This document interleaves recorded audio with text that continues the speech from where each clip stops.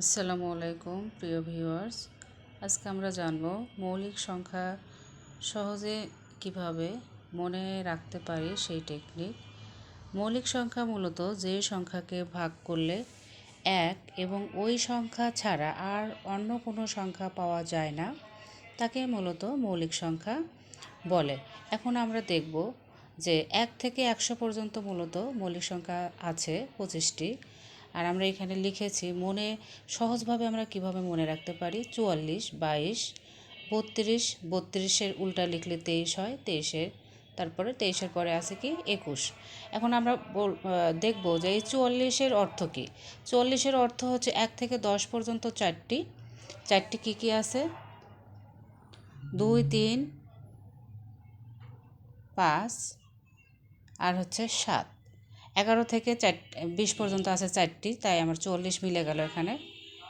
4টি কী আছে? 11, 13, 17, 19। 11, 13, 17, 19। 21 থেকে 30-এর মধ্যে আছে 2টি, 23, 29। 23 আর হচ্ছে 29। তাহলে আমার এই যে 22, এখানে 2টি, এখানে 2টি, এই 22 হচ্ছে মিলে গেল। 31 থেকে 40-এর মধ্যে আছে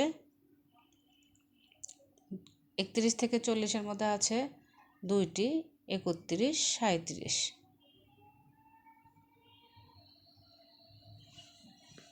আচ্ছা, 41 থেকে 50-এর মধ্যে আছে 3টি, 41, 43, 47।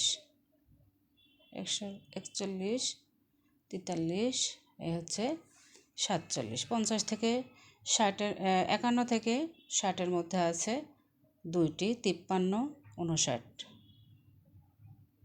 53, 59। 61 থেকে 70-এর মধ্যে আছে 2টি, 61, 67। 71 থেকে 80-এর মধ্যে আছে 3টি, 71, 73, 71, 73, 79। 81 থেকে 90-এর মধ্যে আছে 2টি, 83, 89।